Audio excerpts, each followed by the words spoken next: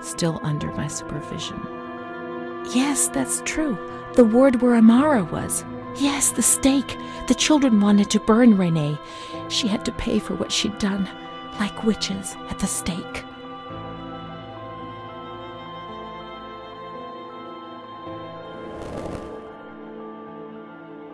April 21st.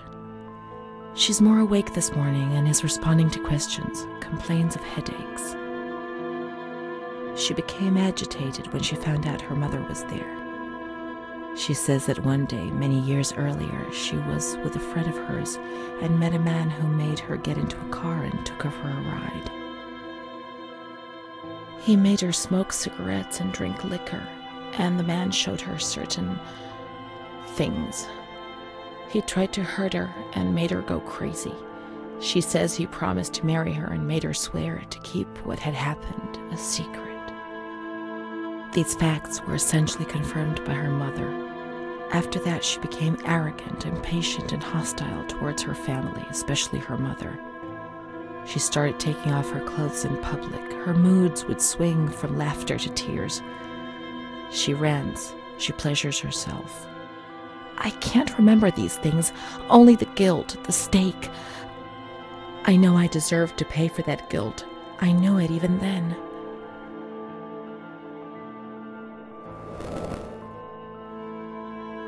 She was uncooperative during the examination. She didn't want to be stripped, and her body remained rigid. Voluntary attention almost totally absent. Probable hallucinations. April 25th. Confused ideas, unable to maintain a spontaneous conversation. Reflexes all normal. Reactive pupils. Let's find Amara, and we'll find the full medical records.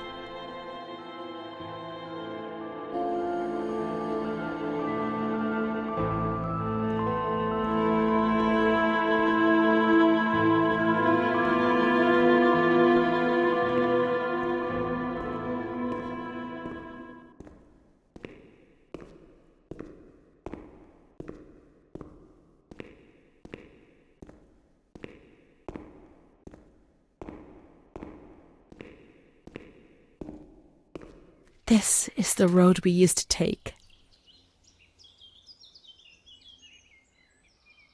If it weren't for her, in the grounds on that bench in spring, so many days. It was an escape, watching nature around us as she talked and smiled. And then there were the kitchens. Sometimes we stole food and ran back to the bench to eat it in secret, and we laughed.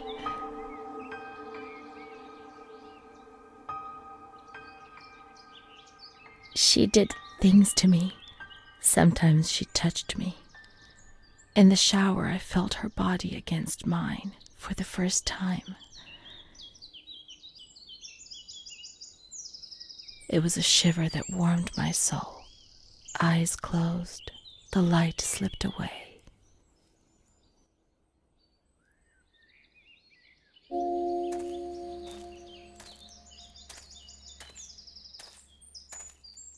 She wasn't in the system.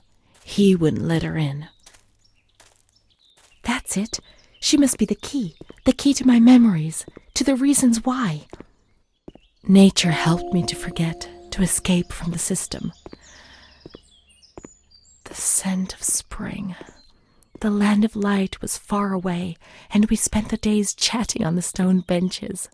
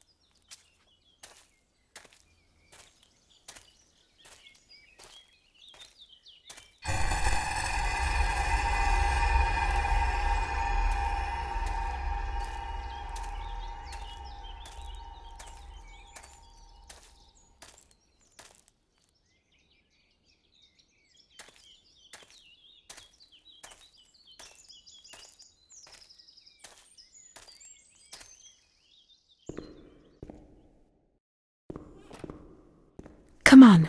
Come on, let's look everywhere. She must be here, I'm certain.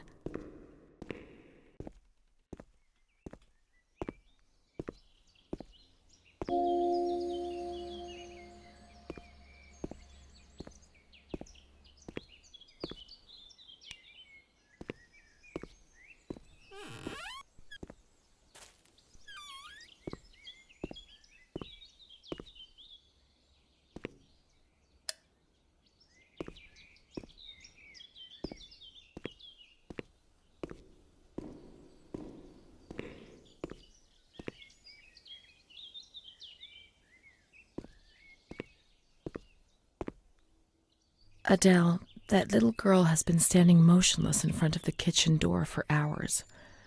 Poor thing, I gave her some candy. She ate it without a word and remained motionless. I don't think she's very well. We used to see her now and again, but now she's always there. I'm going. The doctor's not here. He's coming this afternoon. Try and speak to him.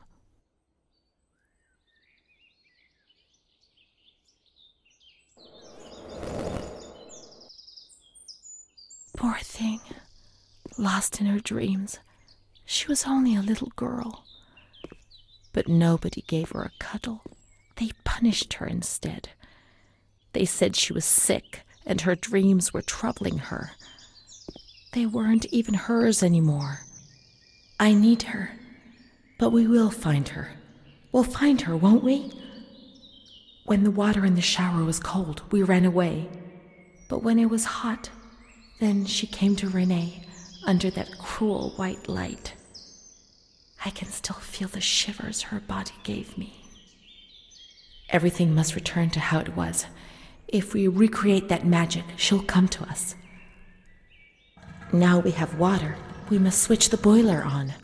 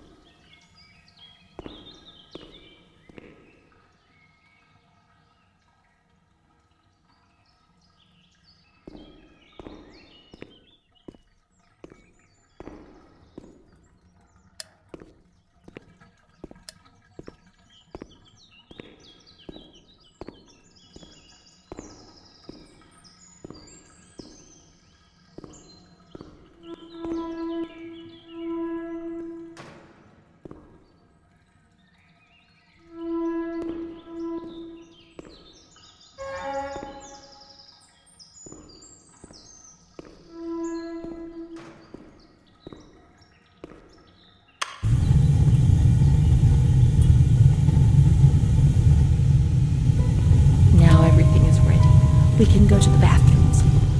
We can go along that narrow corridor in the kitchens. We'll meet her in the showers, yes.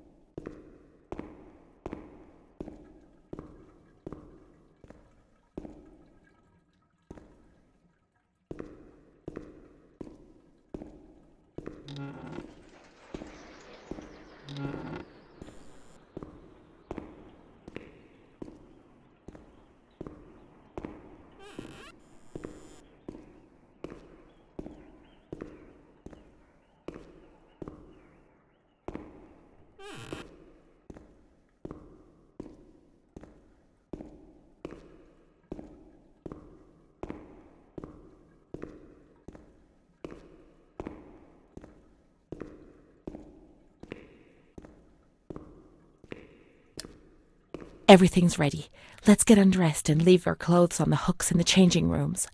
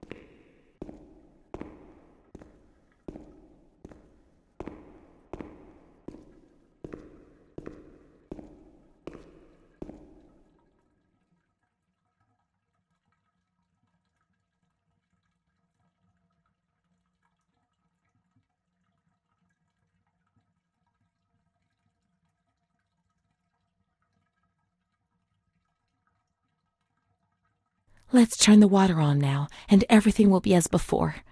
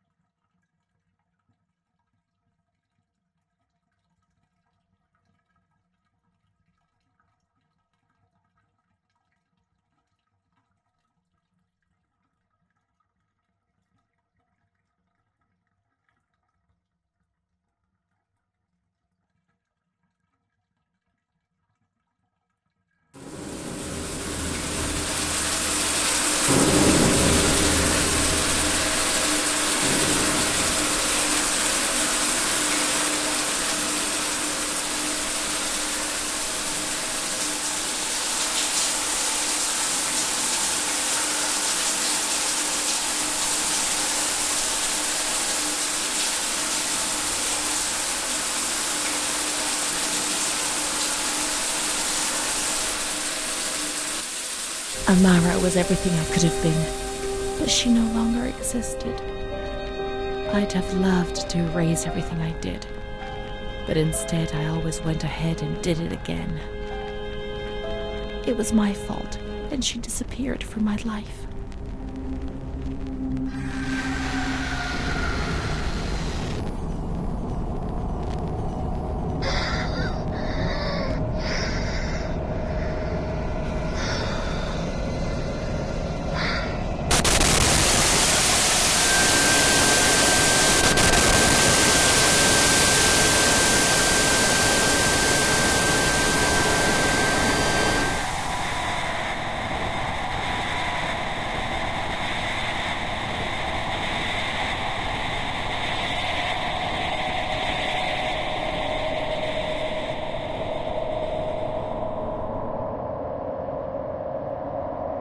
They gave you injections there, which made your body and soul tremble violently. A whirlwind of anguish and unbearable pain. I lived in terror of the next time. They had taken me upstairs to that ward where no one wanted to go.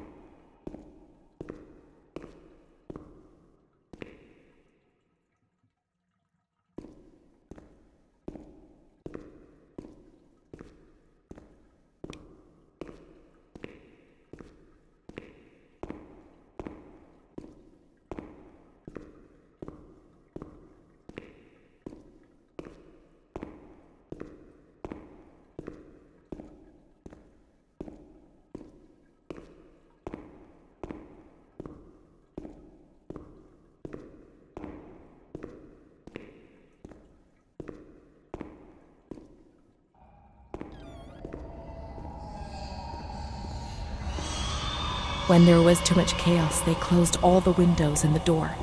They turned off the lights, and it was pitch black. Some people fell asleep.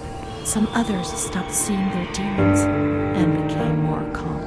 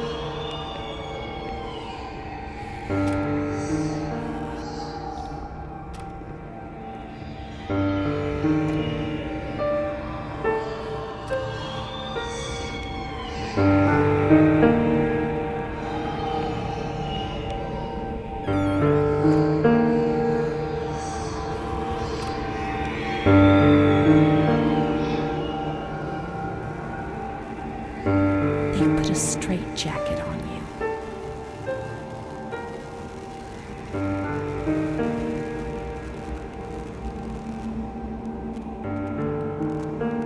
They gave you a cold shower.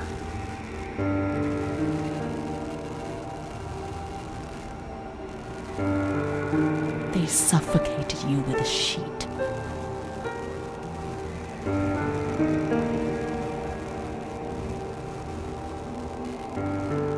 Tied you to the bed. They tied me to the bed.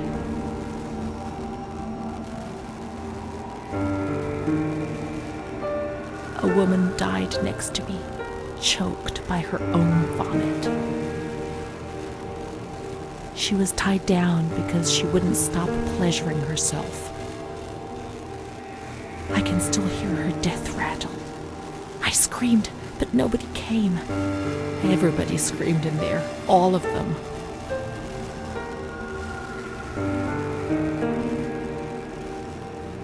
It was then I saw the doll, which wasn't Charlotte. No, she wasn't Charlotte.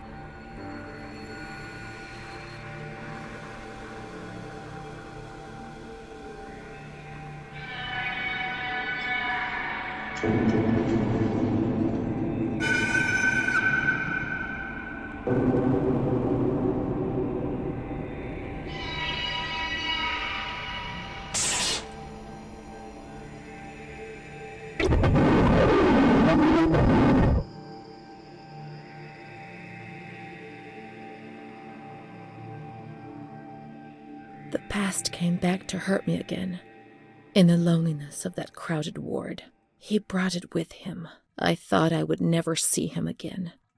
He'd come to remind me who I was. That's what my mother used to do. That's what I had done. It seems that my life in here was just a repeat of what it had been outside. The doll, the fear, the shame. I'd have loved to erase everything I did, but instead I always went ahead and did it again. Montefoscoli, November 12th, 1939. My dear daughter, it is with great sadness that I heard what happened. Your transfer and your sufferings are a cause of great worry for me. It will take time, but you'll see, things will improve. They'll treat you and you'll get better again. I pray a lot, every day. Write to me often. and tell me if you need anything. I promise I'll do what I can. Try to be strong. Mom.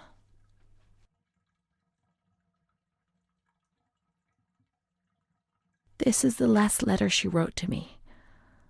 Once I was put into this ward, I was overwhelmed by loneliness. After that medical examination, I received no more letters from Mom. Why is that man here? Why doesn't she come to see me? Did I make a mistake? It didn't seem like she wanted to abandon me. What did I do wrong? I'd like to be able to reply to her again now, to change things.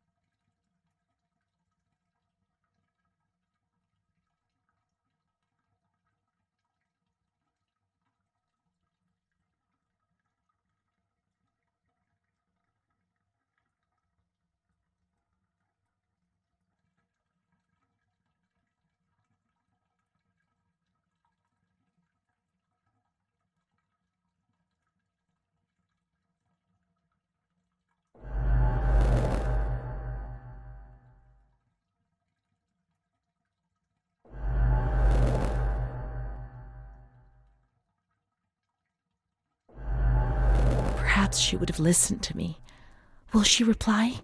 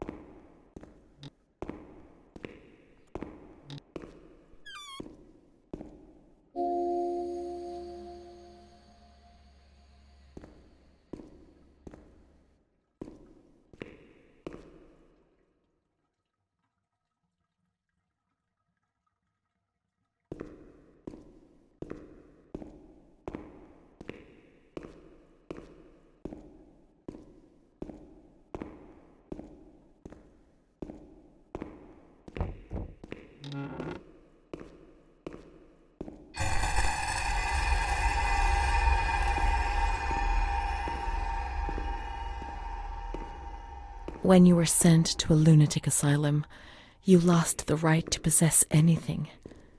Everything you arrived with was packed up and stored here, even the clothes you were wearing, in case you were released one day, but far too many never left. Dear Mother, please, I beg you, get me out of this place. I'm so frightened here. You were right. I know I was wrong. I understand. I'm so ashamed. If only you knew how much. But now I'll behave myself, I promise. Now things will be fine. I'll work hard. I'll be very good. Your daughter, Renee. This letter. It was Renee's letter, just as she wrote it back then. But it was never sent. Why?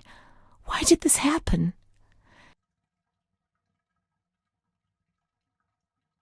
I received your letter, Mom. You tell me to be patient and strong, while I only feel fear and pain. And you don't write to me anymore. If only these words could be my soul, I'd tell you what was happening to me. The kids want to kill me. They all look the other way and tell me what to do. I don't understand. She helps me, but what have they done to her? Can you tell me? Will you help me? Renee.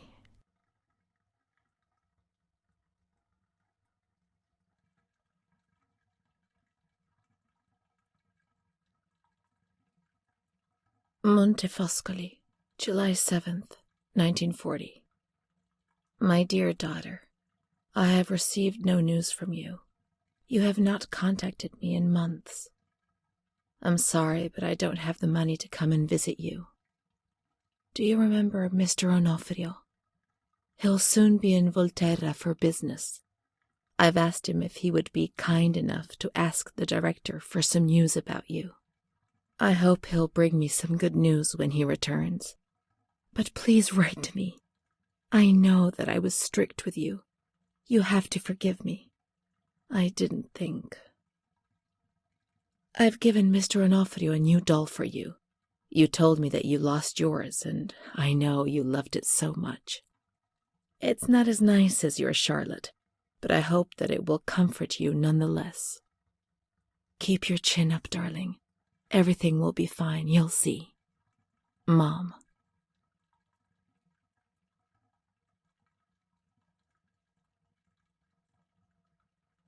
Montefoscoli, October 12th, 1940. My dear daughter, I've written 2 letters to you and have received no reply.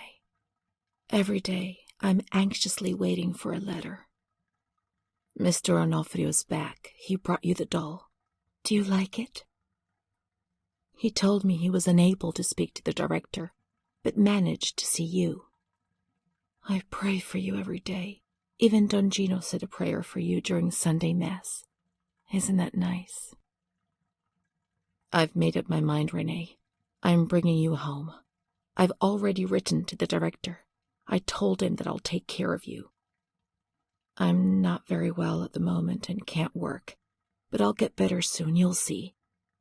And as soon as I can make the journey, I'll come and fetch you. I know you're suffering a lot, but please be strong, I beg you. Mom will come and fetch us, won't she? Mom is good, but she's not well. That's why that man came. She also sent us the doll. I could have played with it and talked to it while waiting for her to come, but Renee didn't bring it with her. Perhaps she's been abducted like all the others and is locked up here somewhere.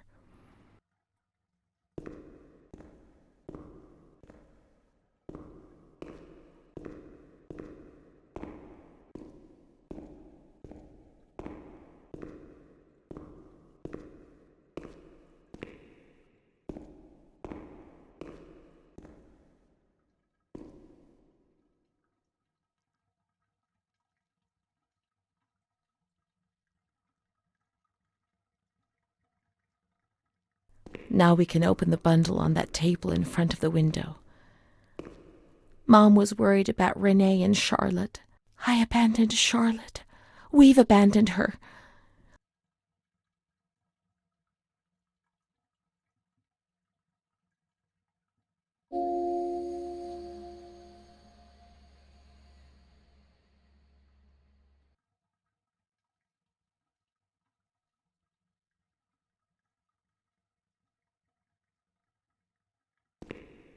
May the Lord guide your path and keep you from sin. Mom.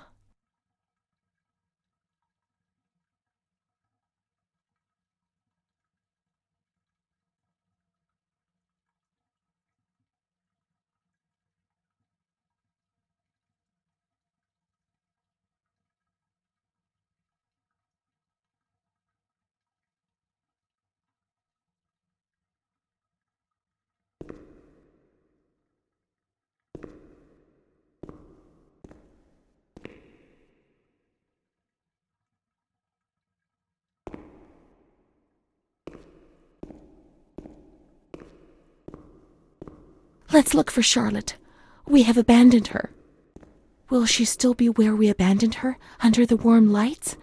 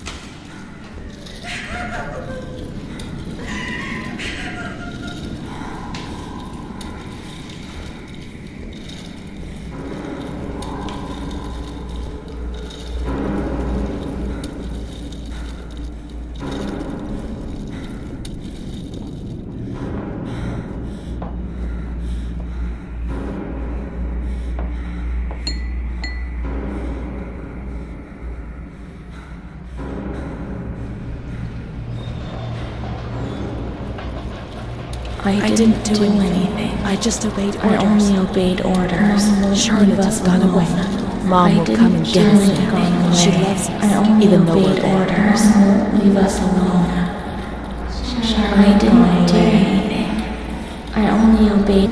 Mom will come and get us now. I didn't do anything. I only obeyed orders. Even though we're bad.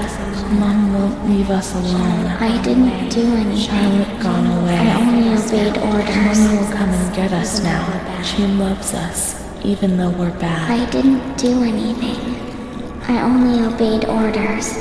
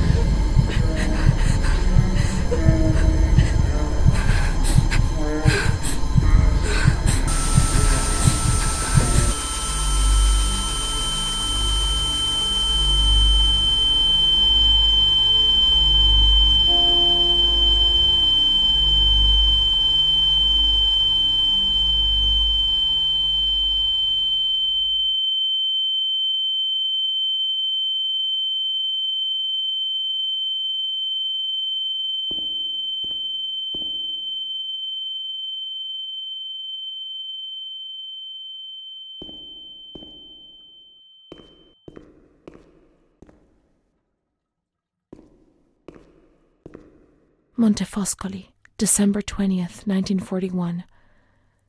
Dear Director, could you please let me know how my daughter, your patient Renee T., is getting along? I've written to my daughter several times, but have received no reply. I'm very worried, particularly as I've been ill for some time and have not been well enough to come and visit her. Please kindly let me know when it will be possible for me to bring my daughter home. Your humble servant, Ada T. Bring this letter to the attention of Dr. C so he can assess the potential discharge of the patient.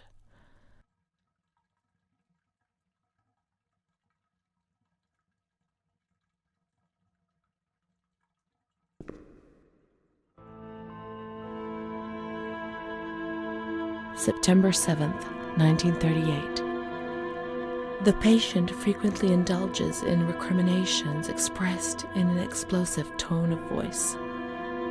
This morning she threw away the milk, saying it was full of urine, spittle, and all kinds of other filth. Crazed, she hears voices that order her to do things. She says she heard children singing and that they were locked up in a school. January 20th, 1939. Introverted, dazed, cannot focus on anything. When questioned and stimulated, she starts crying and weeping. At other times, she laughs. June 1st. Apathetic. Eats very little. She refuses to be touched. Does not respond. Spends her time in the grounds. The cooks report that she sits on a bench in front of the kitchens. October 14th. Return of impulsive behavior. This morning she asked for 2 eggs to make zabayoni, but when she got them, she threw them up in the air. Excited, clamorous, slightly confused, takes her clothes off. December 8th, tied to bed for 15 days. High-spirited, tends to make witty comments and use vulgar words, laughs hysterically and pleasures herself. The nurses report that about 2 weeks ago she remained in the showers on her own and didn't want to leave. They said that when they took her away, she swore at them and then lashed out and bit them. 2 nurses had to be treated for their injuries. They've kept her tied to the bed since then. Transferred to the slightly agitated ward, from the care of Dr. B to the care of Dr. C. I was with Amara in the showers. My memories are terrifying. They're not real, are they?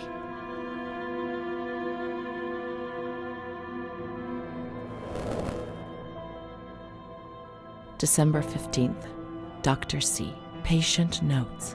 The abnormality of her psychic state has induced her to lead a life which is irregular and tends towards delinquency. Of fickle and flighty character, she regularly discards her household duties and engages in occasional prostitution. Delinquency? Maybe I answered someone back rudely, yes, and people get on my nerves at times, but delinquency? And prostitution? No, why? Why say a thing like that? The old doctor tried to understand, but this one just labels you without thinking, or even trying to comprehend. Her mental deficiency makes her deaf to the reprimands of her family. She has shown suicidal tendencies. She was brought to the ward yesterday, agitated and hysterical. Treated with cardiazol, 2 injections a week for 5 weeks. The therapies removed the light for a while, but also all her will, desire, and hope.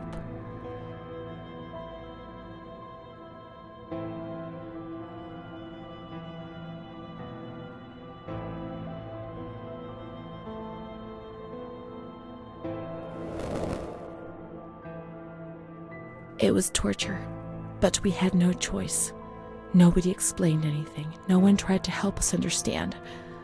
We were like farm animals.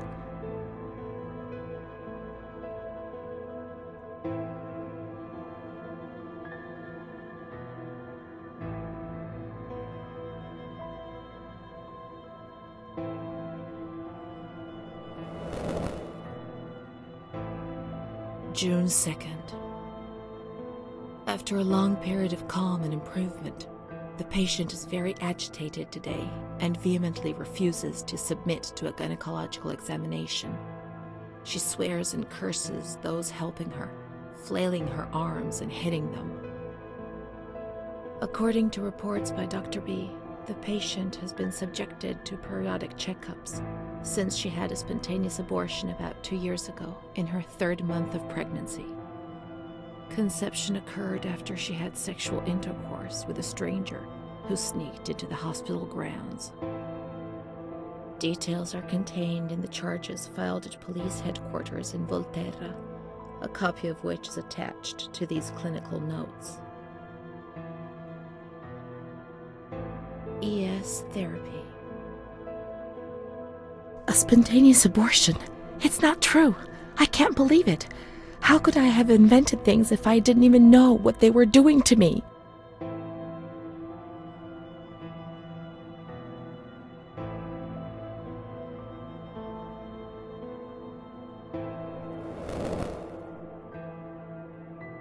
And the stranger in the grounds, I don't remember.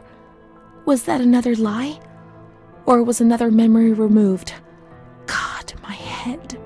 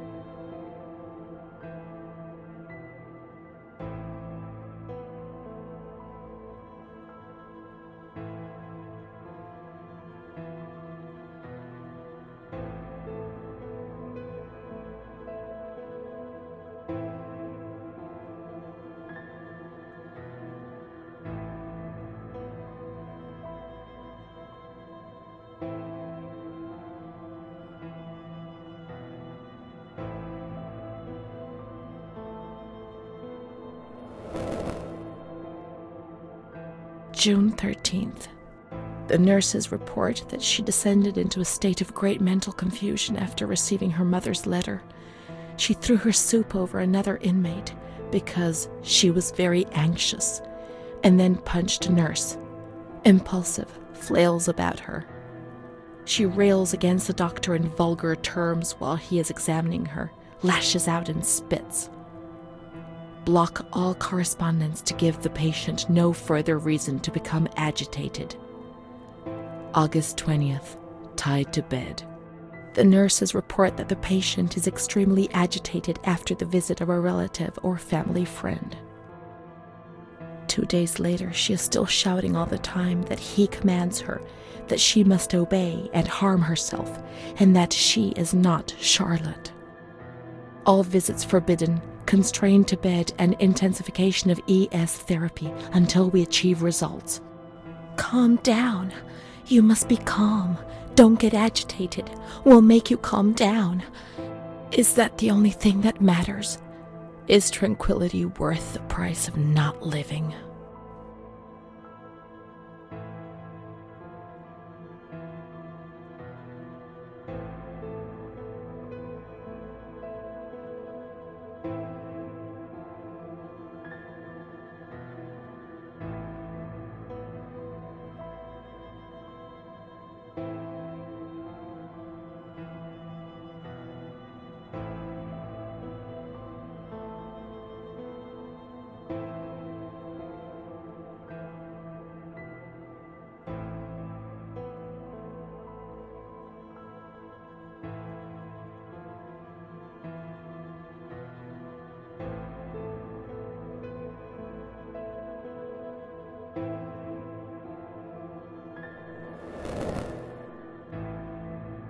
March 3rd. Alert, correct attitude, replies when questioned. The nurses report that the patient is calm, she washes and looks after herself. She affirms the existence of a certain Amara. She says that Amara is a patient who disappeared when she was moved to this ward. No confirmation. Probably a regressive hallucination. Evaluate transfer. Did I imagine Amara? That's not possible. She was there. I know she was there. I feel it. She must have left some traces of her presence.